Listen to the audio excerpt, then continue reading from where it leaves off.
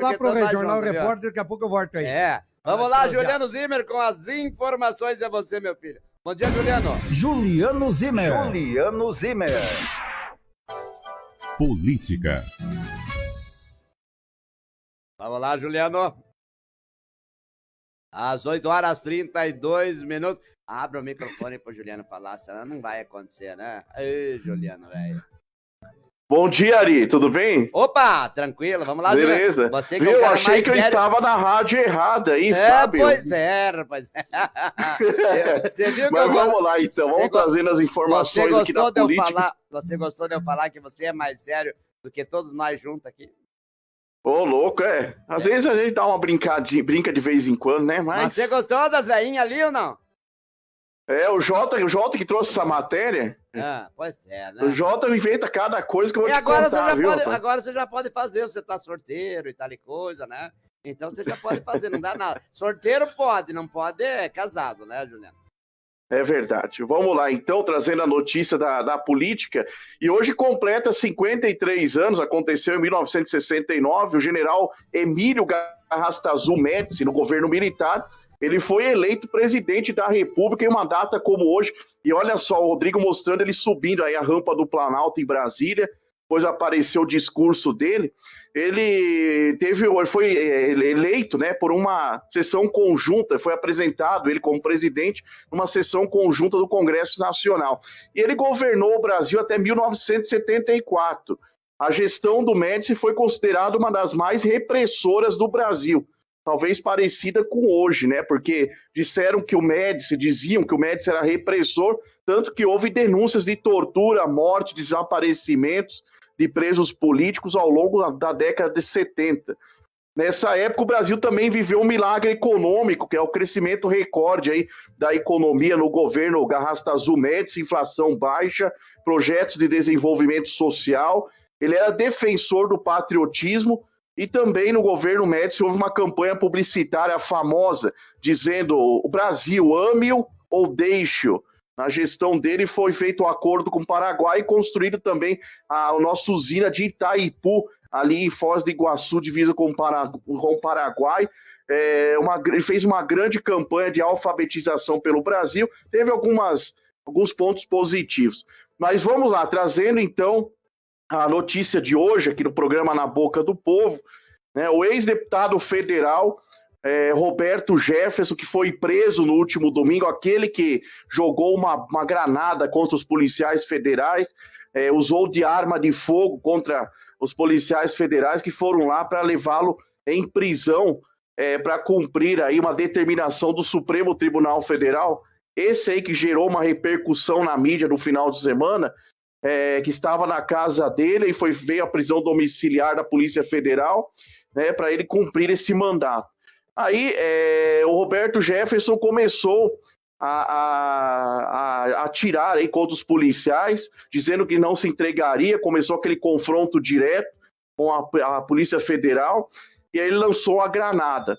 Depois de horas de negociações, o deputado se entregou à polícia e saiu escoltado pela Polícia Federal, sendo levado à sede da instituição lá no Rio de Janeiro. Logo após o ato de campanha, logo após acontecido esse fato, no domingo à noite, domingo à tarde, domingo à noite, ontem, houve um ato de campanha do candidato a presidente Luiz Inácio Lula da Silva, e ele publicou um vídeo associando Bolsonaro a Roberto Jefferson. A propaganda cita, entre outros pontos, um suposto envolvimento entre Roberto Jefferson, né, e o presidente Jair Bolsonaro. Aí as informações foram rebatidas pelo presidente Bolsonaro. Ele condenou, claro, as falas e ataques do Roberto Jefferson por meio de publicação ainda no final de semana nas redes sociais, e após isso, esse fato ter acontecido, o presidente divulgou um vídeo falando das ações que tomou para efetivar a prisão do ex-deputado. Acompanhe uma breve fala aí do Bolsonaro. Como determinei ao ministro da Justiça, Âncio Torres, Roberto Jefferson acaba de ser preso. O tratamento dispensado a quem atira em policial é o de bandido. Presto minha solidariedade aos policiais feridos no episódio. Aí, essa fala do Bolsonaro após a prisão novamente de Roberto Jefferson. Aí depois de uma sabatina na TV, Bolsonaro também negou ligação com Roberto Jefferson, né, de acordo com as acusações do PT, e revelou que foi processado pelo ex-deputado Roberto Jefferson no Superior Tribunal Militar em setembro. Aí ele nunca teve uma relação próxima ao Roberto Jefferson. Bolsonaro disse que vai cuidar para que os policiais federais que foram feridos recebam toda a assistência por parte do governo federal. Agora, essa história do PT fingir que o Roberto Jefferson apareceu agora não engana ninguém. Isso já é coisa do passado. É verdade que ele apoia o Bolsonaro, isso ele já falou. Assim como 51 milhões de brasileiros por todo o Brasil, ele também apoia o Bolsonaro. Só que em janeiro de 2005, Roberto Jefferson, na época, procurou o presidente Lula, na época, para dizer que havia um mensalão no Congresso Nacional. Depois de ter um jantar com Roberto Jefferson, Lula teria dado um cheque em branco para Roberto Jefferson e ele não fez nada. A coisa continuou. O Roberto Jefferson ganhou 4 milhões de reais e o controle dos Correios no governo Lula. Um vídeo mostrou o diretor dos Correios recebendo propina nas mãos de Roberto Jefferson. E o Lula foi procurado por ele para impedir que surgisse uma CPI no Congresso. O Zé Dirceu prometeu ajuda e não cumpriu, daí Roberto Jefferson ameaçou que contaria tudo o que aconteceu. O Lula pagou para ver, daí surgiu a CPI dos Correios, nome original, que depois se transformou na CPI do Mensalão, que foi o primeiro escândalo gigantesco de corrupção no governo Lula, superado anos depois pelo Petrolão, que aconteceu recentemente. Então, Roberto Jefferson teve uma enorme intimidade com o governo Lula, como chefe do seu partido, PTB, que recebeu dinheiro, propina, em mãos do Lula. Claro que eu condeno a reação do Roberto Jefferson, como muitos brasileiros. O engraçado é que os militantes do PT, eles selecionam para quem vai a indignação deles, né? Independente do que aconteça. Eles não se comoveram com o atentado contra o candidato à presidência em 2018 e hoje presidente, Jair Bolsonaro. Aquilo eles disseram que é coisa de louco.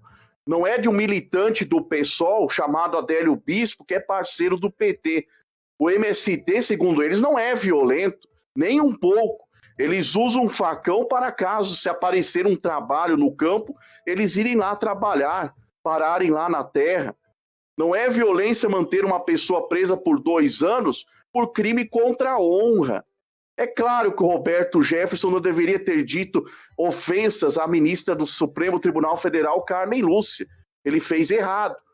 Mas nenhum militante do PT ficou indignado com uma jornalista que chamou a filha de 12 anos do presidente da República, daquele palavrão, Ari, que eu não vou falar aqui, que é PUTA, tá? PUTA.